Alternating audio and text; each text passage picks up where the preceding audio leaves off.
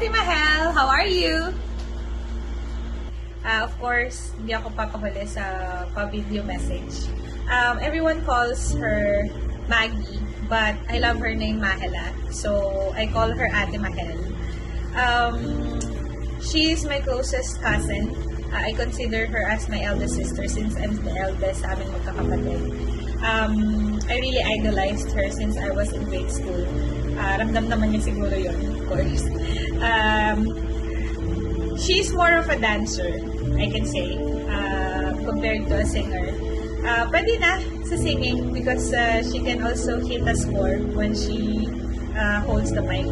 But I can say na mas prefer ko siya sa dancer kaysa singer. And she molded me, naging, ano ko siya, parang guiding person when I was in grade school and in high school. Mostly my projects siya yung gumagawa because very artistic si ate.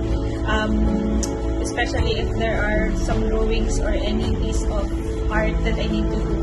So I ask her help or I seek her help. And during our Girl Scout when we were in elementary, siya talaga yung nag-prepare ng aming what do you call this one? Cheer dance. So, we win, of course. She always has the goal to win, even if ako yung magpe-perform. And also, nung sa drum and lyre namin, since artistic nga siya, the cape, yung kapa ng uniform namin, she would put bakloloy. Lalagyan niya ng bakloloy para mas maging maganda yung effect nung uniform. So, hindi ko ma-experience lahat ng yun if not ate. Because I don't have any ate nga. And mama is like, hindi naman very artistic si mama and involved sa mga school activities ko. So, she's the one with me during mga ganong events.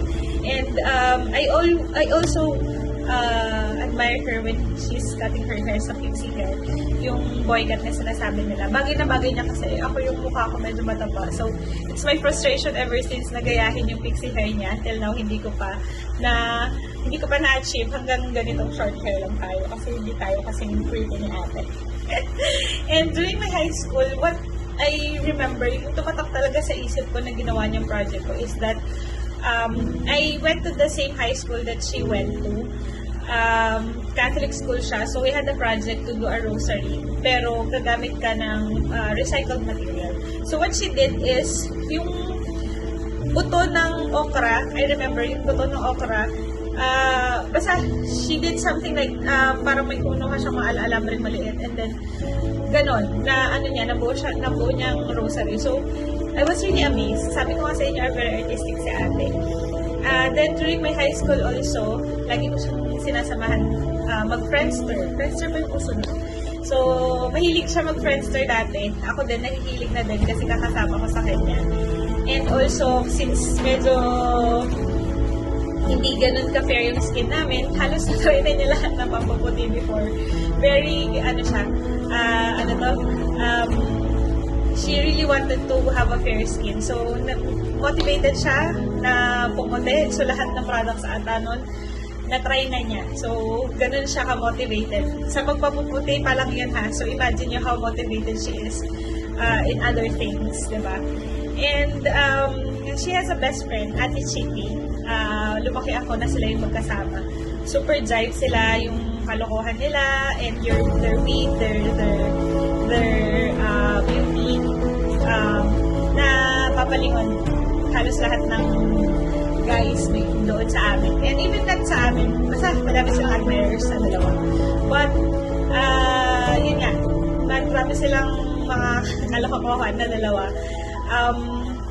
Nagja-jive talaga sila. I really admire their friendship. Until now, I know that kahit na hindi sila constantly nag-uusap or have a communication with, alam ko yung friendship nila is very solid.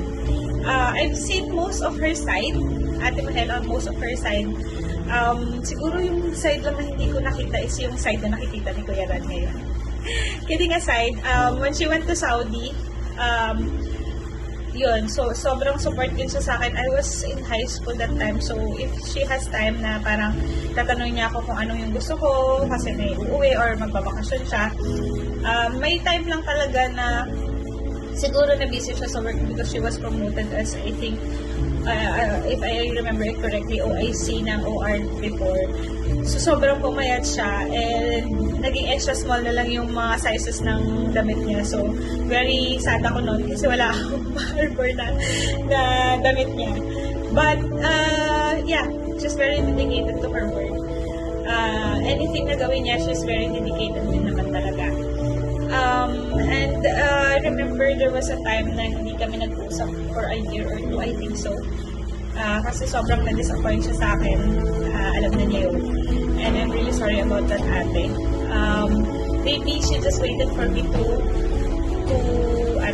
reach out to her para lang ma-break yung gap between us. But when I did, luckily and thankfully, hindi naman niya ako binaliwala. So, pinansin naman niya ako agad and I was like, oh my God, thank God na naging okay kami na ate because I don't have, parang siya kasi yung pinaka mas komportable akong magsabi ng mga problems ko since I cannot open up to my parents kasi nga disappointment and all that.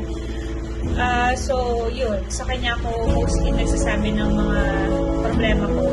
And she always give me good advice. It's just that matigas lang ang ulo ko talaga. Before, sabi ko sa sarili ko, I wanna get married when I will be 28 years old. Kasi nga si ate, late din kinasal. Kasi in-enjoy niya, gusto niya enjoy talaga yung single life niya. So I saw that she really enjoyed her single life. But then when she already transitioned to her married life, her focus is to her family talaga. So I really admire her in everything that she do, everything that she focus on kasi she's a goal getter talaga. And ate, thank you for the support and your kindness to my kids as well. She treated my kids as her own also. So, thank you ate. If not you, for your, alam mo na yun, with Isay, with Jamie, especially Jamie, Paul, and Jervin, very thankful. And also to my siblings din, kay Julian, kay Joanne, and kay Jong. So, she's very kind and she's helpful.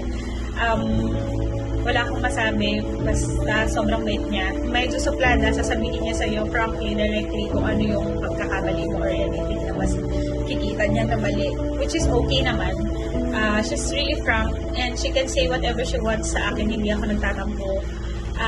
Before siguro nung medyo bata-bata pa ako, ba't ganun sila mag-approach sa akin, ganyan. But then, naiintindihan ko naman when I get older na. So, thank you ate for everything.